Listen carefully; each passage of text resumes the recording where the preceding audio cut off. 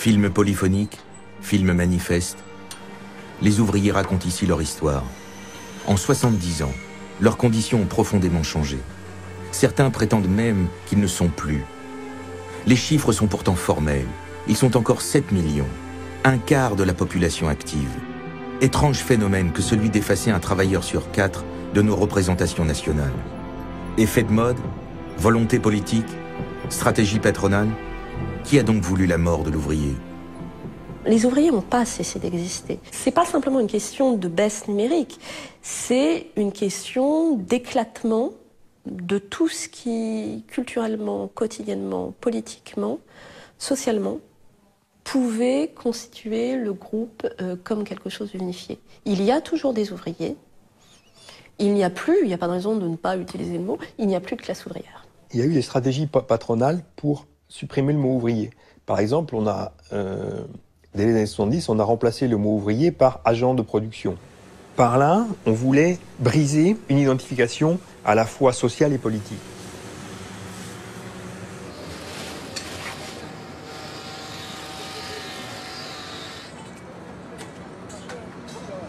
Moi, je n'étais pas femme de ménage, j'étais technicienne de surface. Quand même, ça fait mieux. Hein? Ouais. Mais en même temps, ça raconte moins de choses, quoi. Parce que technicien, bon, effectivement, ça raconte quelque chose, mais technicien de surface, ça veut rien dire. Il n'y a pas de réel dedans. Tu dis, je suis femme de ménage, voilà, je suis une femme et je me tape le ménage. Là, il y a du réel, il y a du sens. Tous des termes ronflants. Bien sûr, là, tout de suite, quand on dit un technicien, parce qu'il y en avait que la tête grossit, hein. Non, mais il ne faut pas grand-chose, hein. Un compliment, ils sont repartis pour un tour, hein. Bon, moi, j'étais moniteur d'atelier, donc j'étais agent administratif, ouais, voilà. Bon, sauf que tous les matins, j'étais dans l'atelier à conduire mon élévateur et je faisais un travail d'ouvrier, quoi. C'est important, les mots. On dit plus plan de licenciement, on dit plan de sauvegarde de l'emploi. Mais c'est trop fort, ça. Je vais virer 2000 personnes, je fais un plan de sauvegarde de l'emploi. Excusez-moi, quoi. Faites-moi rire. Chaîne, ça devait être dur, chaîne, je pense. Parce que ça ramène plein d'images. Hein. T'as les chaînes. C'est quelque chose où t'es enchaîné. Donc la ligne, je pense que c'est beaucoup plus fluide. Tout juste, c'est quand tu travailles à la chaîne, t'es pas ingénieur. Sur le papier. Déjà, on efface le langage. Après, il suffit de plus en parler pour qu'il n'existe plus. La politique de relance de François Mitterrand n'aura tenu que 2 ans. Le tournant de la rigueur pour les Français prend corps avec le départ de Pierre Mauroy du poste de Premier ministre. Au revoir. Le passage à l'hôtel Matignon de Pierre Mauroy à Laurent Fabius, c'est un passage de génération, c'est un passage de personnel politique. Et c'est aussi le choix européen réaffirmé. C'est tourner le dos à une partie du peuple de gauche. Dans les années 80, lorsque Delors, un Français, prend la tête de la Commission européenne, là, il accepte non pas le diktat de l'Allemagne, c'est fou, l'Allemagne ne fait pas de diktat, il accepte le diktat des multinationales qui disent effectivement il faut faire le choix d'abandonner les politiques industrielles. Le changement politique est brutal. La sidérurgie française ne s'en remettra pas. Des sites entiers sont fermés. Les entreprises les plus rentables sont privatisées. Pour les régions qui ne vivaient que d'une seule industrie, la casse sociale est dramatique.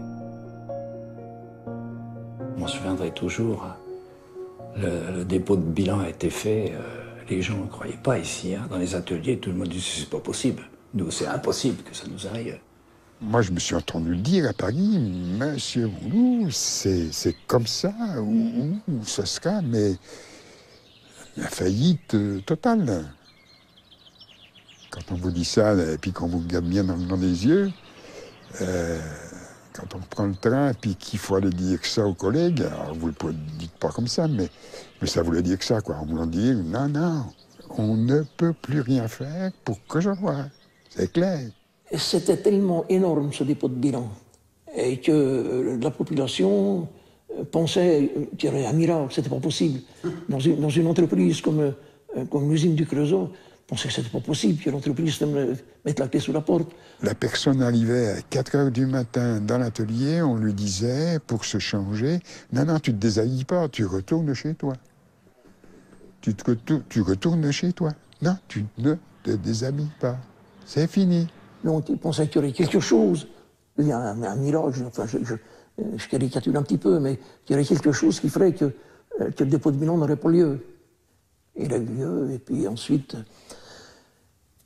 ça a eu des conséquences sérieuses. Les patrons sidérurgistes, enfin les directeurs d'usines sidérurgistes n'étaient pas fous, ils ne fermaient pas tout en même temps. Ils fermaient usine après usine, donc ils laissaient le feu refroidir pour pouvoir le rallumer ailleurs.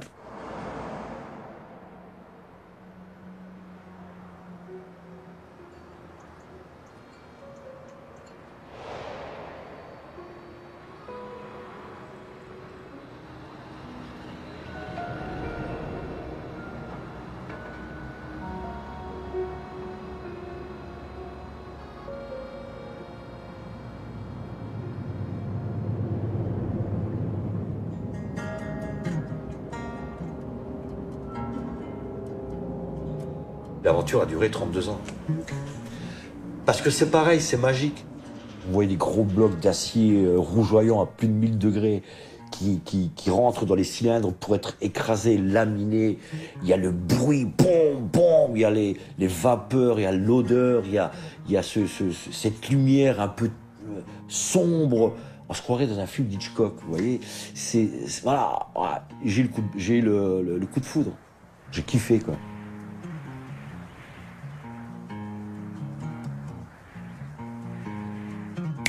Par-dessus le marché, vous prenez conscience qu'enfin, vous donnez un sens à votre vie. Vous donnez un sens économique à votre vie. Pas uniquement le fait que vous allez gagner un salaire, mais vous dites, voilà, je sers à quelque chose. Je vais être un de ceux qui va produire de l'acier pour faire des voitures, des machines à laver, des choses comme ça. Vous vous sentez tout d'un coup utile.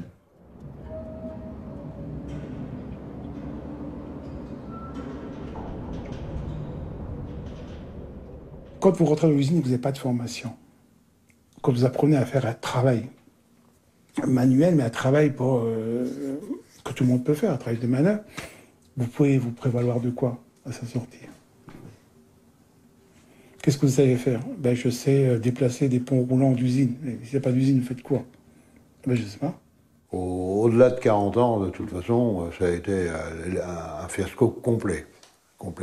On a retrouvé des lamineurs comme aide-infirmier à l'hôpital, etc., des trucs absolument inimaginables. J'ai travaillé 15 ans à être lamineur. Ouais, je ne serai plus lamineur, je vais faire quoi?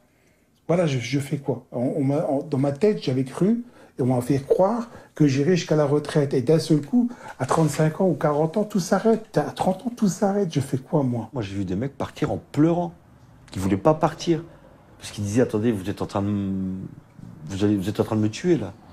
Qu'est-ce que je vais faire maintenant, moi? C'est pour ça que je disais, il y a eu beaucoup de divorces, il y a beaucoup l'alcoolisme a fait une explosion, les gens qui squattaient dans les bars, parce qu'ils disaient, mais moi, je ne sers plus à rien.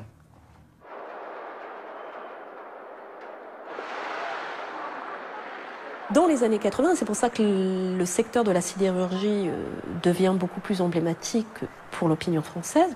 Ça ferme et il n'y a rien. Il y a juste des politiques d'accompagnement social. Ce qui est très frappant aussi, c'est qu'on passe la désindustrialisation des mines est traitée sous l'angle de la politique industrielle, c'est-à-dire que on supprime des emplois, mais on cherche d'abord à créer des emplois à côté. La désindustrialisation des années 80, elle est vécue sous l'angle de la politique sociale. C'est pas tout à fait la même chose. On détruit des emplois, il n'y a plus rien, et on crée des politiques d'accompagnement social, RMI, allocation chômage, etc. à côté.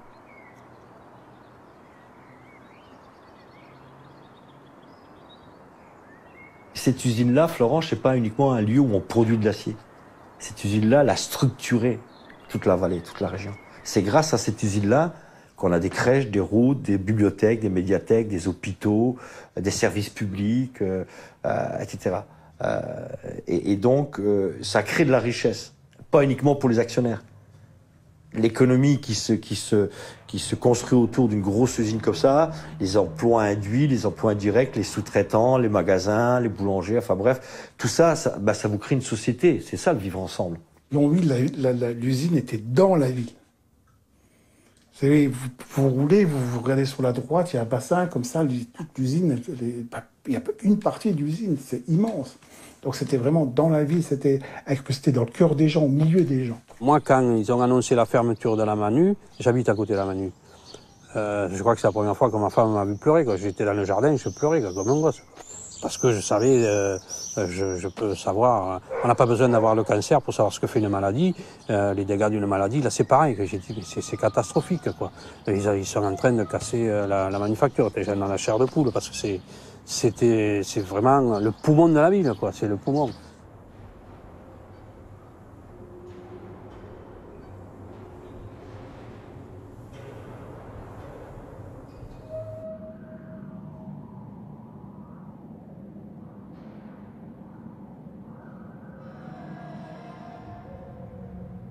Ici, il y avait 100 000 sidérurgistes qui travaillaient dans les années 60, 100 000. Et quand on voyait ces machines immenses, ces industries immenses, ça avait coûté tellement d'argent et de temps que les casser, c'était horrible. La casse industrielle, vous la voyez, pas uniquement parce qu'on en parle dans les journaux, mais parce que vous voyez les usines qui ne fument plus, vous voyez les usines qui sont rasées, vous voyez les hauts fourneaux qui sont dynamités. C'est pas uniquement un outil qui s'effondre, c'est toute une vie qui s'effondre.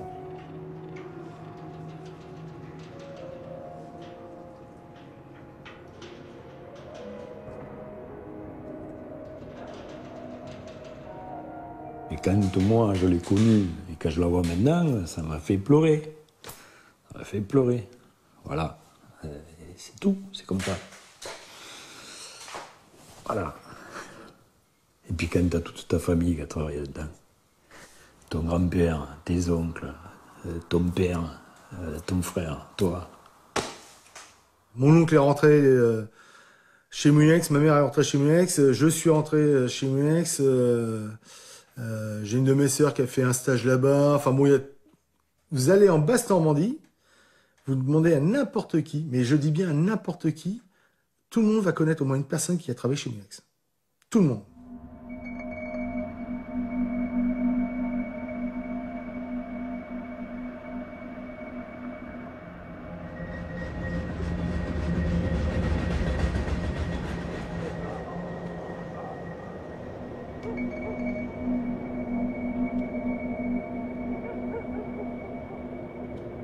On ne peut pas expliquer ça. Parce qu'on ne sait plus quoi faire, on ne sait plus... on a l'impression qu'on n'est pas aidé quand on est au chômage. On n'est absolument pas aidé. On n'est pas aidé.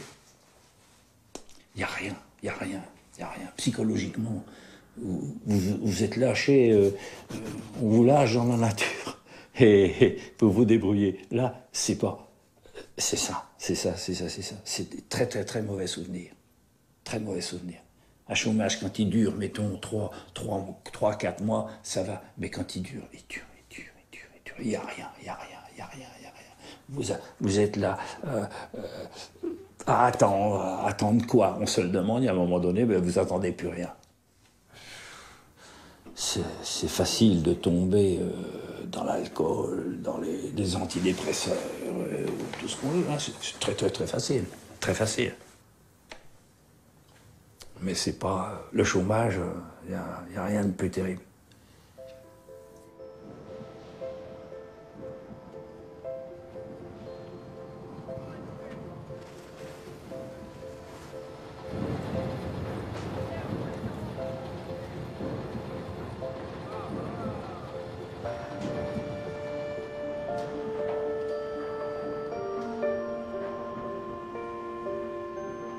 Il y a eu la période où mon père ne travaillait plus. Donc ça n'a pas du tout été la même chose.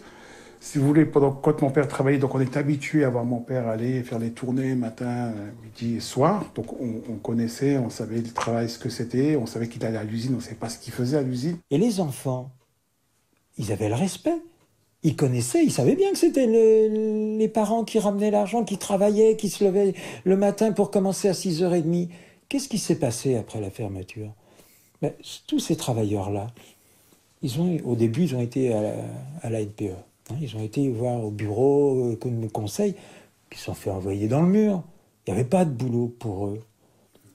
Mais ils ont été 1 mois, 2 mois, 6 mois. Mettez-vous dans cette situation-là. Il arrive un moment, on n'y va pas tous les jours. De moins en moins. Mais on ne se lève plus tous les jours. Et puis la tête, ça ne va pas. Et puis on se met à boire. Musulmans, pas musulmans, hein. Et on se dégrade. Et qu'est-ce qu'ils voient, les enfants? Ils voient le père se dégrader, ils voient le père qui ne se lève même plus pour aller chercher du boulot. Quelle conscience il a? Quel respect il a? Il perd le respect. On prend 10 ans plus tard, les mêmes jeunes, les mômes, qui ont vu leurs parents boire, leurs parents mal. Qu'est-ce qu'ils font? Qu'est-ce qu'ils font?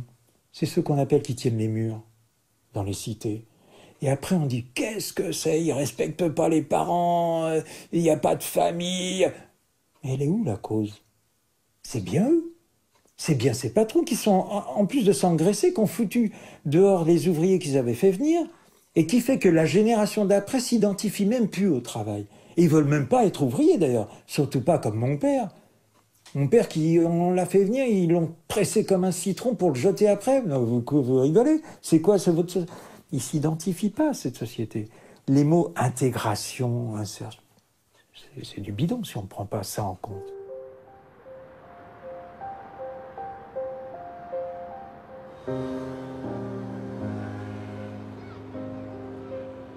Des drames, des joies. Enfin, je sais pas, tu participes à la vie du quartier quoi, quand tu es gardienne. Tu es toujours là, c'est un travail assez passionnant. Bon, c'est vrai que c'est pas très revalorisant pour certaines personnes, mais moi, j'aime bien.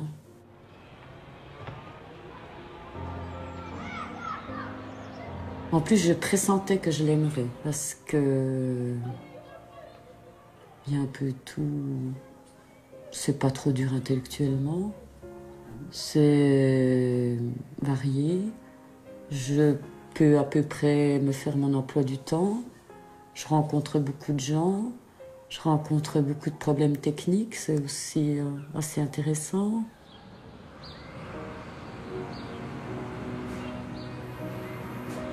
Je me souviens un jour, j'étais vachement triste, mais j'étais triste, tu vois.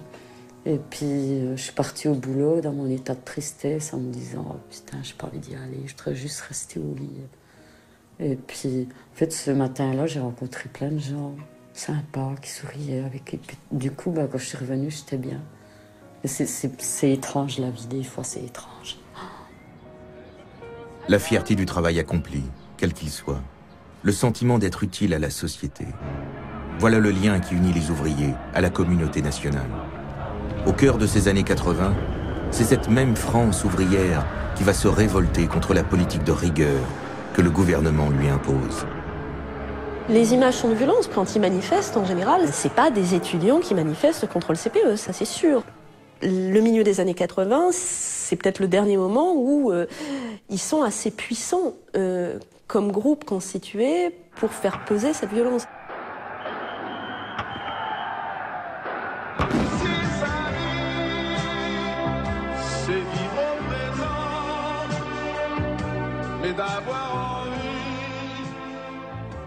Ce qui se passe dans les années 83-84, c'est qu'on se soumet complètement à la situation telle qu'elle existe et on la valorise, et effectivement on valorise la figure du libre entrepreneur, de l'enrichissement. Et je pense qu'on mesure mal la rapidité du retournement. Je ne sais si nous vous avons convaincu, mais moi je retire une idée de tout ça. En définitive, c'est vous, et vous seul, qui trouverez la solution. Il n'y a pas de sauveur suprême, il n'y a pas de super caïd, il n'y a pas de superman. C'est vous, prenez-vous par la main, sachez ce que vous voulez, demandez-le, voyons ce qu'on peut faire et avancez. Alors, ou on aura la crise, ou on sortira de la crise, et dans les deux cas, on aura ce qu'on mérite. Voilà, excusez-moi d'être un peu comme ça, mais on arrive à la fin. Bonsoir et à bientôt. C'est une période absolument... c'est une période absolument détestable que ce moment-là où, avec quand même un discours d'une obscénité invraisemblable. Parce que dire « vive la crise », quand ces montants, anciens militants, anciens communistes, qui célèbrent la crise, alors que pour des centaines de milliers de personnes, c'est du chômage, des difficultés, de la détresse, etc., il y a là une obscénité invraisemblable. Faire de Bernard Tapie un modèle pour le pays, alors que ce monsieur a fait sa fortune sur les difficultés d'un certain nombre d'entreprises, des rachats, ensuite à bon compte en licenciant en masse, ça dit quelque chose de l'époque. La classe ouvrière n'a pas permis de faire la révolution telle que les 68 arts l'avaient rêvé. Donc jetons la classe ouvrière à la poubelle. Puisqu'elle n'a pas fait ce que nous aurions voulu qu'elle fasse, ou dans la forme que nous aurions voulu qu'elle fasse, jetons-la à la poubelle. C'est vraiment, enfin, c'est une espèce de renoncement absolu. Ça a beaucoup contribué à la prise de distance, hein, en fait, qu'une large partie des ouvriers se sont tournés vers l'abstention, en fait. Hein. Et c'est vrai qu'il faut revisiter ces années 80 pour comprendre hein, cette difficulté à ce qu'ils retrouvent espoir dans le monde politique, en fait.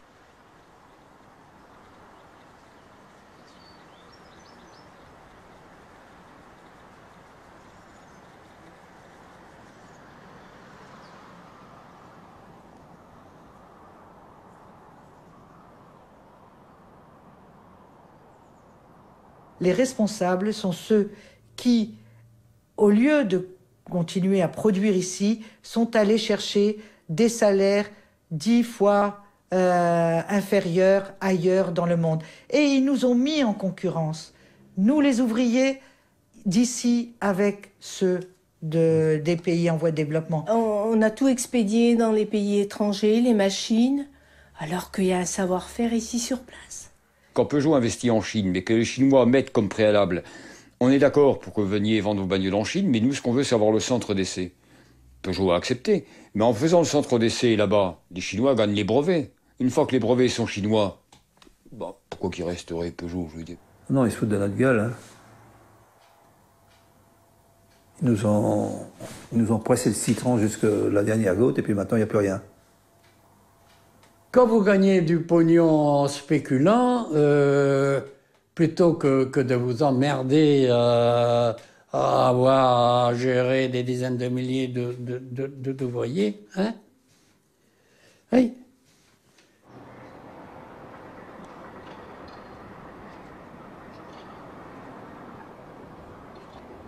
Une partie des économies des pays anciennement industrialisés se désindustrialise en effet, parce que, en même temps, une partie des pays qui n'étaient pas industrialisés jusque-là s'industrialisent. C'est pas, l'industrie ne disparaît pas, comme on le dit un peu facilement, elle se déplace. Et elle se déplace dans des pays qui, effectivement, c'est pas encore la Chine à l'époque, mais c'est déjà la Corée, Singapour, peuvent faire valoir des coûts de production beaucoup plus bas. Et effectivement, l'appareil de production peine beaucoup à s'adapter.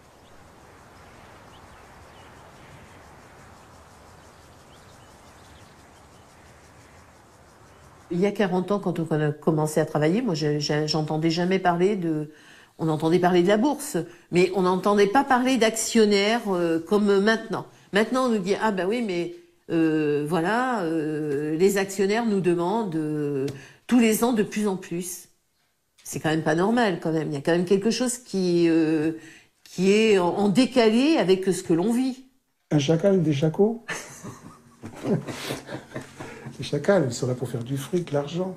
Ils le placent là où ça leur rapporte immédiatement. C'est pas l'industrie, c'est pas l'industrie. Regardez, que font les grands patrons lorsqu'ils sont nommés à la tête d'une grande entreprise? La première chose qu'ils négocient, c'est leur parachute doré et leur retraite chapeau. Ah, putain, elle est vachement bien le risque, hein. Moi, j'ai travaillé plus de 40 ans. J'ai toujours travaillé au SMIC. Tout le temps. Ghosn, on vient d'apprendre, hein, 7 millions par an. C'est pas un salaire, c'est pas une paye, ça. Enfin, c'est tapé dans la caisse. C'est du vol. Et comment il s'est justifié? Par les résultats. Et les résultats, c'est quoi? c'est d'avoir pu supprimer des emplois qui augmentent les bénéfices. Je fais un investissement hasardeux, je suis désolé, ça va pas marcher, ben je te licencie. Je suis dans un secteur économique qui est très concurrencé, ben je vais t'obliger à travailler une semaine 45 heures, l'autre semaine je vais te laisser à la maison. Je vais t'inventer le contrat temporaire, je vais t'inventer le CDD, je vais t'inventer le contrat précaire. Donc vous voyez, on dilue le risque, on ne veut plus prendre, le capitaliste ne veut plus prendre de risques, donc nous sommes, nous, ceux qui prenons en pleine figure le risque que le capitaliste ne veut plus prendre.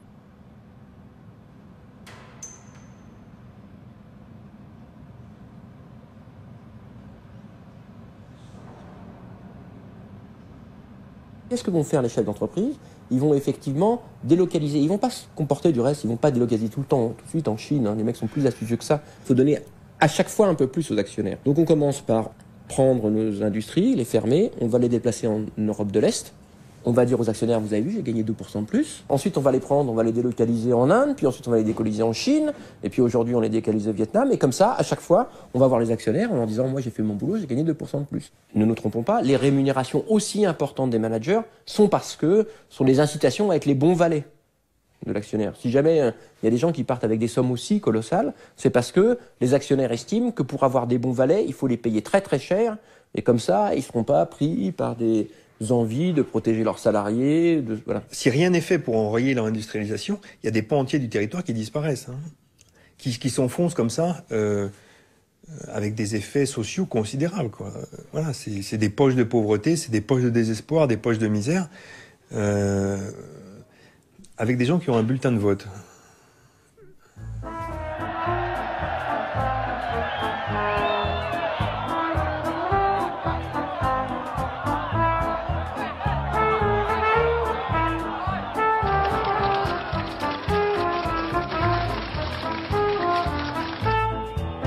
Il est absurde de poursuivre des exploitations dans des conditions qui seraient désespérées au regard de nos voisins.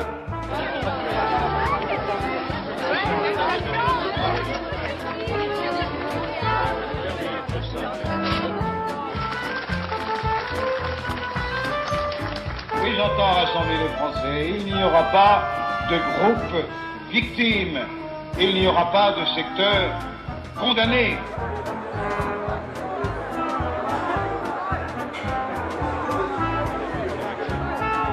Non, Monsieur le Président, c'est vraiment de tout cœur que je vous accueille chez Eulienne. Merci, oui, vous avez été à l'étranger. Ouais. On vous a fait des cadeaux. Ouais. Et moi, je vous fais un cadeau.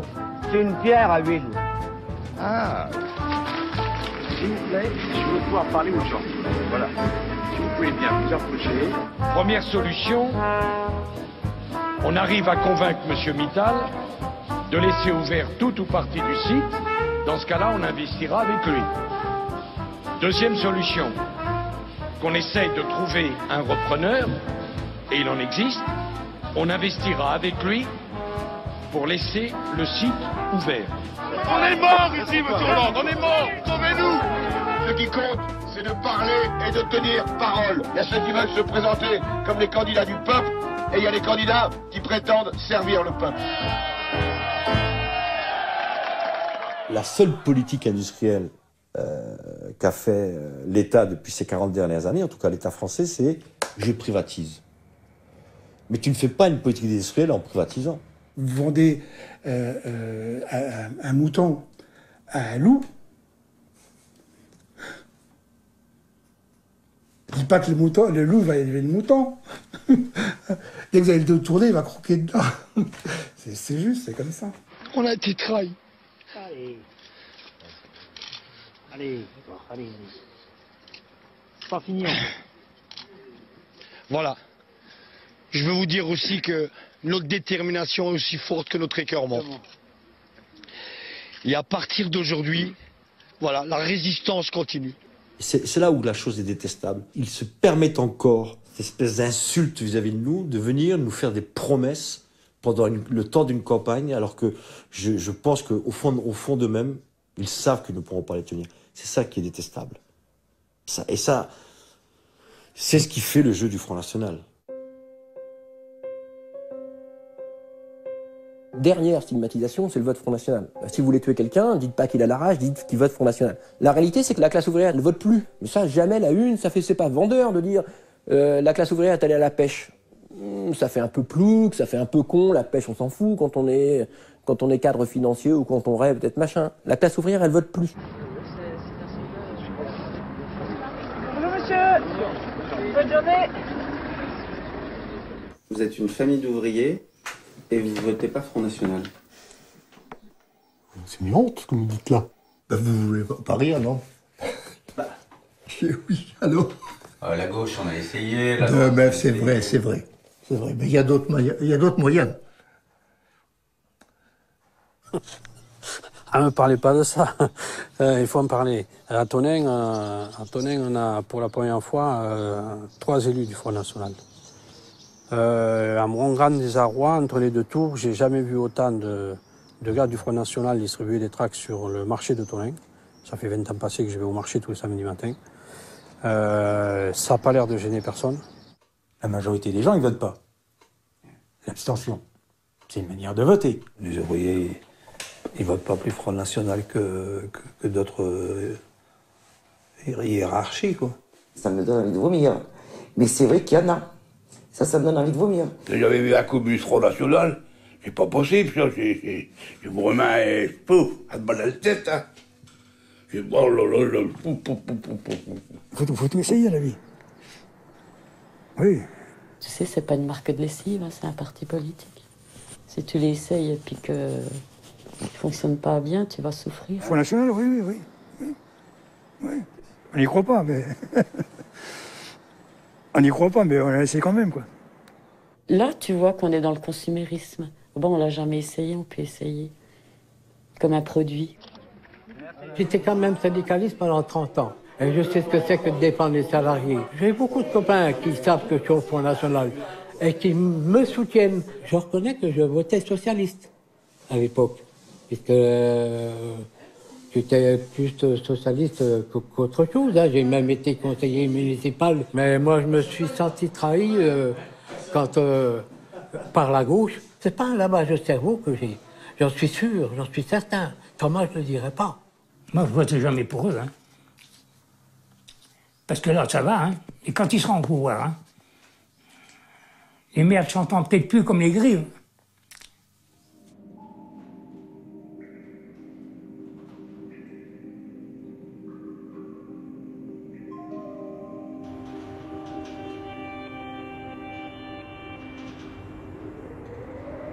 Une partie des élites qui aujourd'hui, enfin et depuis 20 ans, a dénoncé la manière dont les ouvriers votaient pour le Front National, est aussi un nouvel avatar de cette vieille hostilité des élites envers le monde ouvrier. C'est de dire, voyez ces gens-là qui avaient voté communiste avant, ils votent maintenant pour le Front National, ils sont toujours dans le radicalisme, ils sont toujours dans l'extrémisme, etc. Il n'y a plus, aujourd'hui, d'ouvriers au Parlement, alors que c'est 20% de la population active. Il y a un divorce entre les élites politiques et la réalité du pays qui est abyssal. Et de ce point de vue-là, la disparition du Parti communiste a pesé très lourd, parce que le Parti communiste était celui qui avait encouragé systématiquement et promu les cadres ouvriers. Il n'y en a plus. En 20 ans, de 1990 à 2010, les privatisations et la financiarisation de l'économie se sont accélérées. Sans représentation politique, les ouvriers croient encore aux vertus de la démonstration collective. Les manifestations restent les seules expressions de leur résistance. Mais quelque chose va changer. Sous le quinquennat de Nicolas Sarkozy, cette arme même de la manifestation va devenir inopérante. C'était énorme, mais là, il y avait l'impression qu'il se passait quelque chose, quoi. Puis après, c'est vite redescendu. Et ça a tout cassé. Parce que les gens se sont dit, mais moi, on est sortis dans la rue, il y avait des millions de gens dans la rue, et il n'y a rien eu derrière. Et maintenant, les gens te disent, mais à quoi ça sert? Il y a eu ce grand mouvement, quand même, il y a eu des manifestations à plus de 3 millions de personnes à plusieurs reprises, et c'était pas forcément les mêmes personnes, donc le mouvement n'a pas réussi à faire plier le gouvernement. Donc se pose pour les syndicats la question un peu de démontrer aux salariés l'efficacité de ce type de mobilisation.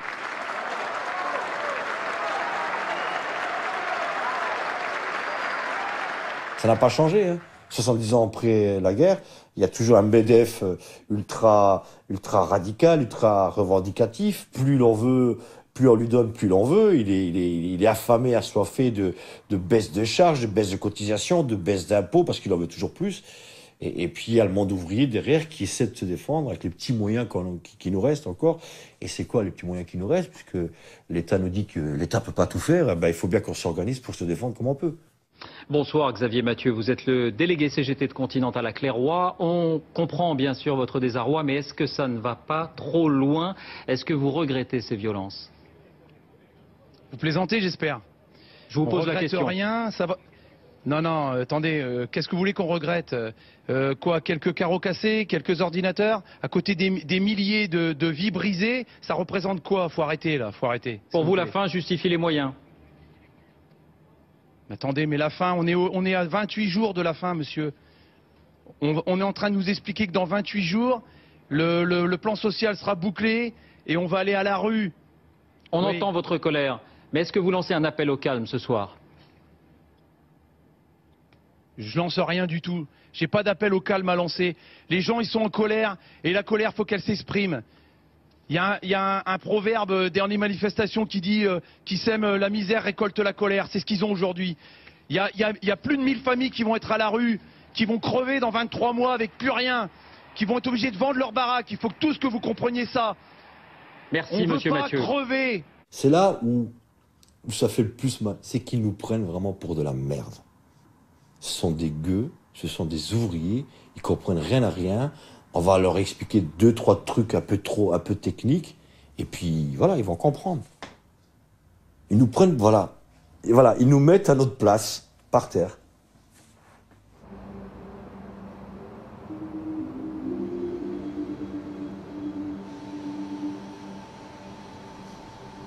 On défend beaucoup Canal+ aujourd'hui, mais pendant très très longtemps, ils ont diffusé un truc qui était assez culte, qui s'appelait Des chiens, dans lequel on voyait des gens de la classe ouvrière taper leurs enfants parce qu'ils voulaient lire. Alors, il y avait un des chiens, je fais le bleu de travail, je me mets en bleu de travail, des chiens en bleu de travail, et tac, le fils veut lire, et le des chiens, un peu abruti, tapait son fils. Voilà ce qu'on donnait à représenter.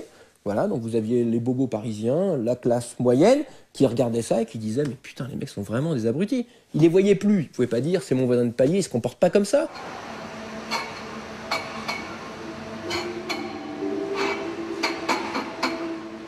La quête de dignité et de reconnaissance, elle est très importante au sein du monde ouvrier et elle s'exprime encore aujourd'hui.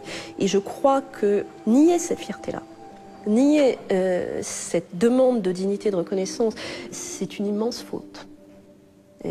C'est pas simplement que c'est pas gentil, hein. C'est une immense faute morale, c'est une immense faute politique.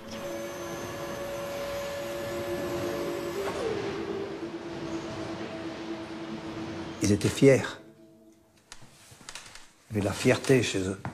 L'ouvrier, le rattacheur dans les continues à filer, c'était un métier. Le trieur de laine, c'était un saint métier, ça. Ils n'étaient pas trieur de laine comme ça, hein. C'était des professions qui étaient respectées. J'ai beaucoup aimé les gens qui travaillaient de leurs mains, qui faisaient des trucs extraordinaires avec leurs mains, des pièces de bagnole extraordinaires.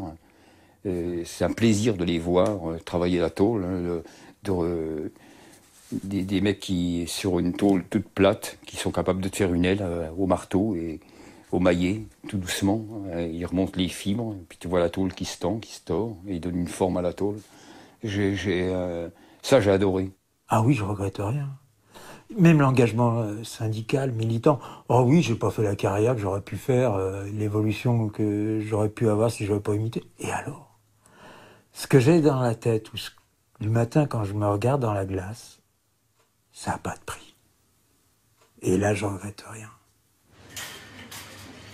Lorsque les difficultés sociales s'annoncent, des expériences solidaires sont tentées. À Carcassonne, alors qu'un fonds de pension américain voulait fermer une usine de crème glacée, des ouvriers ont monté une coopérative, une SCOP. On est sociétaire et salariés sociétaires. Voilà, c'est une SCOP. On a monté une coopérative. Ils ont sauvé leurs emplois, bien sûr, mais aussi leur savoir-faire, leur identité. On ne voulait pas être écrasé par un géant et que derrière il n'y ait rien. Que derrière, on nous dise, ben, on vous donne quelques euros, et puis après, vous allez à Pôle emploi. Nous, on ne voulait pas ça. Donc nous, on s'est battu pour garder l'emploi.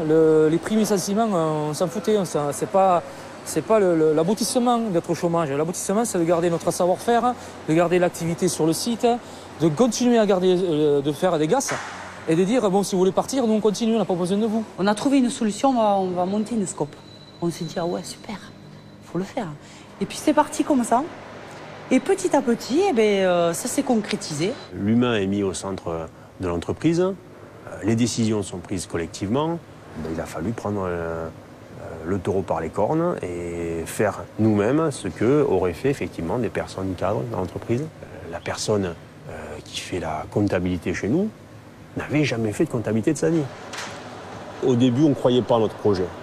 Des ouvriers, syndicalistes un peu fous furieux, qui partaient dans un projet qui allait peut-être les dépasser.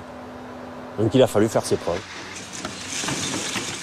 On va de 1 200 € à 1 900 €. 1 900 €, c'est moi, et c'est vraiment le salaire le plus élevé.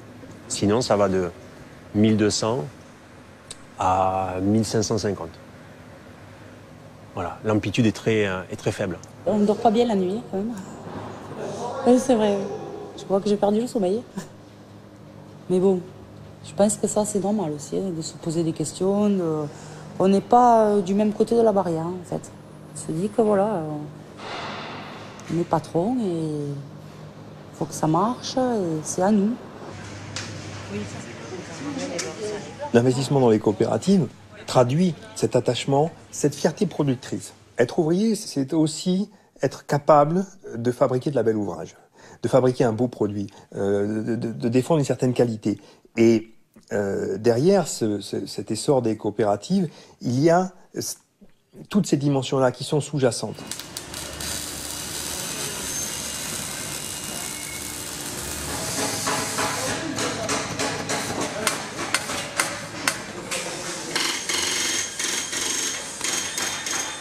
Je m'en souviens avec un de mes beaux-enfants.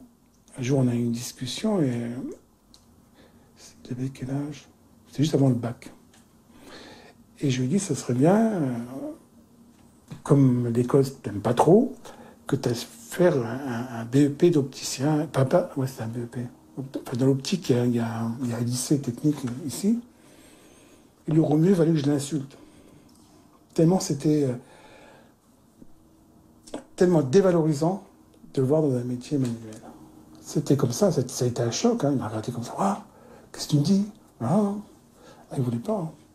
Moi, je me souviens, lorsque j'étais écolier, je ne dis pas qu'il le faisait de manière méchante, mais que nous disait le prof?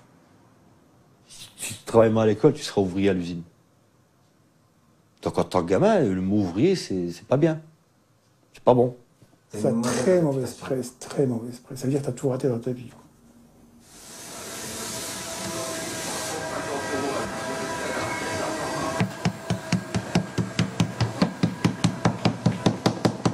Les ouvriers servent de repoussoir. C'est l'archaïsme suprême. C'est-à-dire que, et je pense que c'est pour ça que pour ceux qui le démeurent, il vaut mieux ne pas s'identifier comme ouvrier, parce que personne n'aime s'identifier à un archaïsme ou à quelque chose qui ne sert à rien. Effectivement, le seul choix qu'on laisse aujourd'hui aux ouvriers, c'est d'être invisible ou de devenir des bons petits soldats, de se moderniser. Donc on les enjoint de disparaître ou de nier la totalité de leur passé.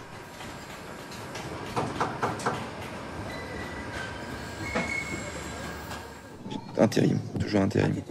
Intérim. Ça fait 10 ans que je fais de l'intérim. Toujours fait ça. Horrible. J'aime pas l'intérim. J'ai fait des sales boîtes en plus. Ouais, j'ai fait des sales boîtes. Et là où je bosse en ce moment, c'est des contrats à la semaine, quoi. À la semaine? À la semaine. En gros, on n'est rien du tout. Bah non, parce que tu peux même pas leur dire, parce que de toute façon, après, si t'es selon le côté... Non, puis ça change rien. Ça change rien. C'est comme on peut pas faire grève, nous. Si on fait grève, on se fait virer, quoi. Voilà. Même si on est d'accord avec les ouvriers, on se fait virer, quoi. On n'est rien. Enfin, c'est peut-être beaucoup de dire qu'on n'est rien, mais moi, je le prends comme ça. Quand il y a besoin, on prend des intérimaires. Du jetable, du Kleenex, comme on dit chez nous. on n'est rien. Enfin, on n'est rien. Si je peux le dire qu'on n'est rien quand même, parce que à le voir au fur et à mesure des années, même si j'aime pas dire ce mot-là, on n'est pas grand-chose. Renault aujourd'hui, il y a eu un comité central d'entreprise la semaine dernière.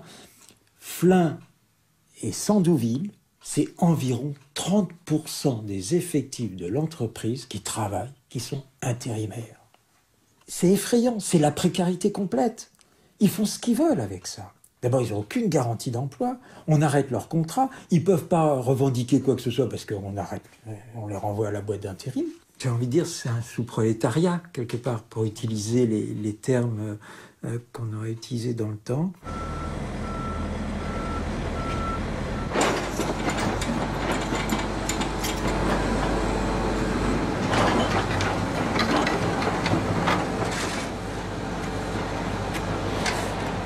Les ouvriers du tertiaire aujourd'hui, ça peut être des manutentionnaires, des cuisiniers dans des cuisines de restauration collective, par exemple, qui sont classés comme ouvriers et qui ne se représentent absolument pas comme ouvriers. Ça peut être des ouvriers dans des garages qui réparent l'automobile, ça peut être, etc., etc. Donc il y a de multiples figures qui ont souvent pour point commun de travailler dans de petites structures, de ne pas se vivre eux-mêmes comme ouvriers. Beaucoup refusent absolument de se définir comme ouvriers. Et effectivement, si vous demandez, un certain nombre de sociologues l'ont fait, même à des ouvriers de définir dans quelle partie de la population ils se trouvent, ils vous diront qu'ils appartiennent aux classes moyennes pour certains, mais qui ne se sentent pas ouvriers. Donc c'est ça surtout qui, je pense, est le plus marquant, c'est ce processus de dislocation d'une identité collective.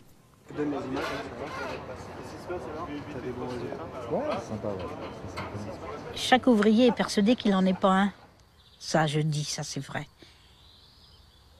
Chaque ouvrier est persuadé qu'il n'est pas un ouvrier. Moi, des copines qui travaillent sur les plateformes téléphoniques, style Orange ou SFR, c'est des ouvriers, sauf qu'ils ne le savent pas. Mais c'est le monde ouvrier là. On nous pousse tous dans le tertiaire, on enlève, regardez les industries qui ferment, et on nous dit, mais faut rentrer dans l'aide à la personne, faut rentrer dans ces choses-là. Il faut toujours quelqu'un quand même qui mette les mains dans le cambouis, hein, qui se salisse les mains. Si personne ne se salit les mains, tu n'auras pas de voiture, tu n'auras pas d'ordinateur, tu n'auras rien du tout. Hein.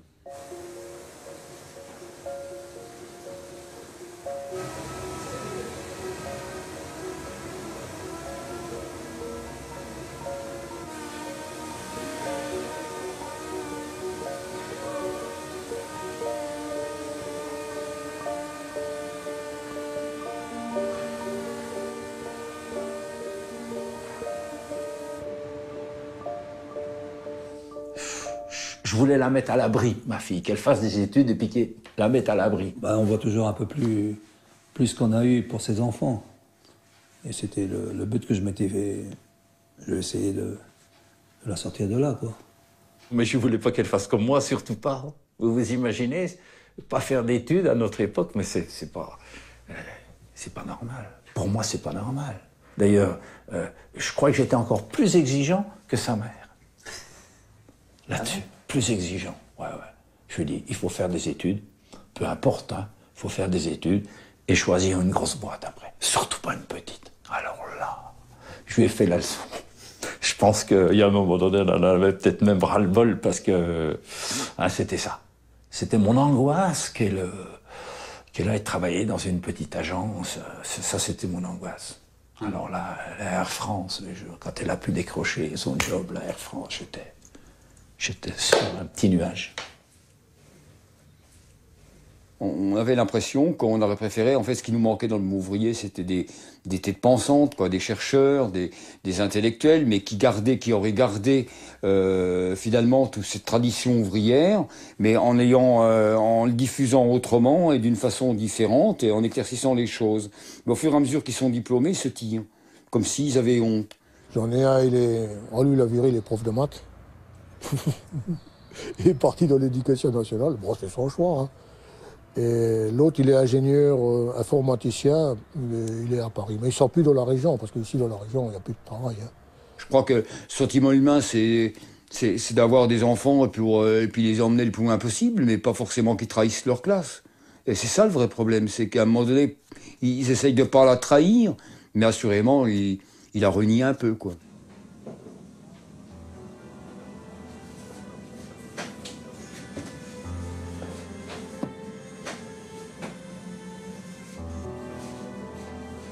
Mieux connaître aujourd'hui ce qu'a été le monde ouvrier, y compris jusque dans une période très récente, c'est la seule manière possible de n'en faire ni un ange, comme le Parti communiste avait voulu le faire, ni un monstre, comme une partie de la gauche est tentée de le faire aujourd'hui, mais des hommes dont les expériences comptent et dont les expériences peuvent être réemployées pour construire autre chose.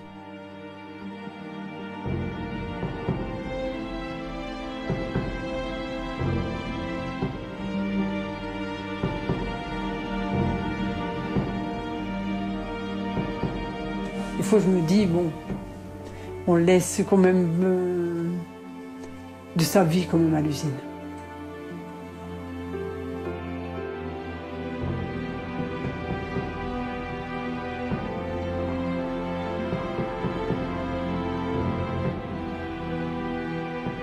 Vous savez, on peut être ouvrier et être heureux. Hein. J'en connais. J'ai pas été malheureux, moi, pendant les 32 ans où j'ai été ouvrier.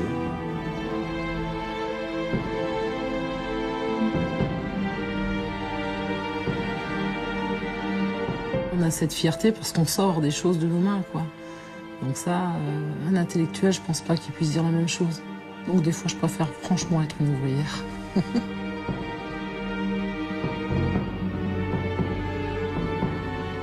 Ça rime avec camarade. Et comme disait Ferrat, c'est un joli nom camarade, c'est un joli nom ouvrier.